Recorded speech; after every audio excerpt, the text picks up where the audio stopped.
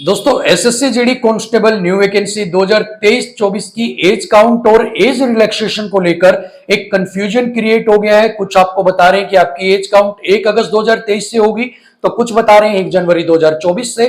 कुछ का कहना है आपको जो एज रिलैक्सेशन है वो भी दिया जाएगा, कुछ का कहना है नहीं दिया जाएगा। ऐसे में सच क्या है, इसके लिए हम करने वाले हैं एक छोटा सा रियल और ऑथेंटिक एनालिसिस, जिसके बाद सारे डाउट शीशे की तरह आपके साफ हो जाएंगे। वैसे आपको करना क्या है, वीडियो को एंड तक जरूर देखना है। सो चलिए स्टार्ट करते हैं। सो यहां पर हम करेंगे एसएससी के 3 बड़े एग्जाम्स जो होते हैं उनका एनालिसिस, और उनके बेस पर डिसाइड करेंगे कि आपको एज रिलैक्सेशन मिलेगा या नहीं मिलेगा और आपकी एज काउंट कब से की जाएगी। सबसे पहले हम यहां पर बात करेंगे एसएससी जीडी एग्जामिनेशन 2022। सो 2022 का जो एग्जाम था उसकी जो नोटिफिकेशन थी वो 27 अक्टूबर 2022 को आउट की गई थी, और उसकी जो एज कैलकुलेट की गई थी वो 1 जनवरी 2023 से की गई, यानी कि नोटिफिकेशन निकली प्रीवियस ईयर में और एज काउंट की गई नेक्स्ट ईयर के अंदर। सो सेम प्रोसेस को अप्लाई कर देते हैं 2024 के एग्जाम के ऊपर। आपकी जो नोटिफिकेशन आउट होनी है वो नवंबर 2023 में होनी है। सो इस केस के अंदर अगर 2022 को आप रेफरेंस लेके चलते हैं तो आपकी जो एज काउंट की जाएगी वो कब से होगी, 1 जनवरी 2024, क्योंकि वहां पर भी 2022 में नोटिफिकेशन 2023 के अंदर क्या कुछ किया गया, आपका एज कैलकुलेट किया गया। सो सेम 2024 के अंदर आपका क्या, 2023 के अंदर नोटिफिकेशन आई नवंबर में, एज कैलकुलेट कब से होगी, 1 जनवरी 2024। ये तो है फर्स्ट केस अगर एसएससी जीडी अपने पैटर्न को फॉलो करता है। सेकंड एग्जाम है एसएससी स्टेनोग्राफर का एग्जाम, जिसकी जो नोटिफिकेशन है वो 2 अगस्त 2023 को आउट की गई। ठीक है, अब इसमें एज कैलकुलेट रखी गई 1 अगस्त 2023 से। ठीक है, सो यहां पर 2 अगस्त को अगर आपकी नोटिफिकेशन आउट की जाती है, सो उसके एक दिन पहले की आपकी एज कैलकुलेट की यहां पर उम्र रख दी जाती है एसएससी की तरफ से। सो अगर सेम पैटर्न आप इसको अगर बेस मानते हो कि लेटेस्ट एग्जाम है 2023 का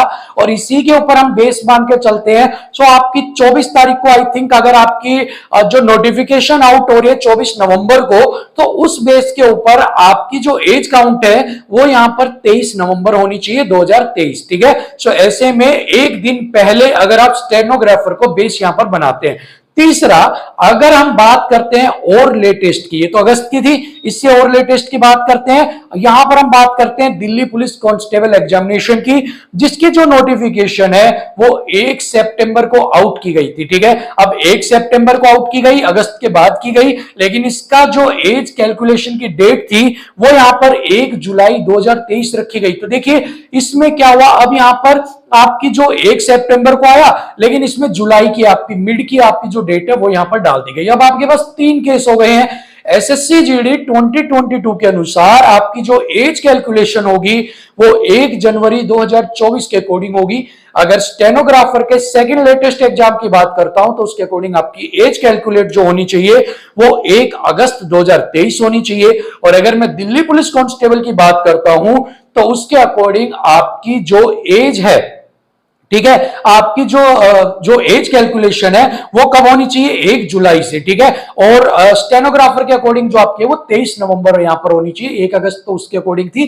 ठीक है, सो यहां पर 3 आपके पास एनालिसिस है, बड़े एग्जाम है, लेटेस्ट एग्जाम है, उनके पैटर्न के बेस पर आप देख सकते हैं कि किस तरीके से आपका जो एज का जो डेट है वो यहां पर डिसाइड की जाती है। कि जीडी को अगर बेस मान के चलो तो अगले साल में चला गया, अगर आप स्टेनोग्राफर को बेस मान के चलो तो एक दिन पहले चला गया, और अगर दिल्ली पुलिस को बेस मान के चलते हो तो सितंबर की भर्ती आपकी चली गई जुलाई के अंदर। ठीक है, सो ऐसे में यह डिसाइड करना कि अब आपका जो बेस रहेगा वो कौन सा रहेगा, बहुत ज्यादा यहां पर एक टफ टास्क हो जाता है, क्योंकि अगर आप जीडी को बेस मान के बोलते हो तो भी आपकी अगस्त में नहीं आती है। अगर आप मानते हो 2022 के बेस के ऊपर हम बोलते हैं तो भी अगस्त आपकी डेट यहां पर बनती नहीं है किसी तरीके से भी, फिर भी आपकी जो डेट बनती है वो 1 जनवरी 2024 बनती है। अगर आप स्टेनोग्राफर को बेस मानते हो तो वो 23-24 नवंबर आपकी बनती है, और अगर दिल्ली पुलिस को मानते हो तो जुलाई आपकी बनती है। सो इन सारे प्रोसेस के बीच में अगस्त तो कहीं पर दिख ही नहीं रहा कि अगस्त आपकी 1 अगस्त से एज कैलकुलेट आपकी होगी। सो अगर आप इन तीनों एग्जाम्स को अगर बेस मान के चलते हैं तो ठीक है, सो यहां पर 3 आपके सामने एनालिसिस है, 3 आपके सामने एग्जांपल्स हैं, और इन्हीं के बेस पर अब आप डिसाइड कीजिए कि आपको क्या लगता है कि आपकी जो एज कैलकुलेट है वो कब से की जाएगी। अब इससे बचने का प्रोसेस क्या होगा कि भाई अब मन में आया तब उठा के आपकी एज कैलकुलेट दे दी, अब मन में आया तब आपकी कोई भी डेट डिसाइड कर दी, चाहे दिल्ली पुलिस हो, चाहे स्टेनोग्राफर या जीडी हो। इसके लिए ये होगा कि आपको भी कुछ ना कुछ यहां पर जो एज रिलैक्सेशन है वो प्रोवाइड करवाना चाहिए, आपको एज रिलैक्सेशन मिलना चाहिए, जिससे कि आपकी जो डेट अगर ऊपर नीचे होती है तो उसका जो इंपैक्ट है वो ना पड़े और ज्यादा से ज्यादा बच्चे जो है वो फॉर्म को फिल कर सके। अब अगर मैं बात करता हूं 3 साल के एज रिलैक्सेशन को लेकर कि जो कोविड वाला एज रिलैक्सेशन है वो आपको दिया जाएगा नहीं दिया जाएगा, तो इसके लिए सबसे पहले हम बात करेंगे लेटेस्ट एग्जाम, जैसे कि मैंने बताया दिल्ली पुलिस कांस्टेबल 2023। इसके अंदर आप देखोगे कि कोई भी आपको जो एज रिलैक्सेशन है वो नहीं दिया गया।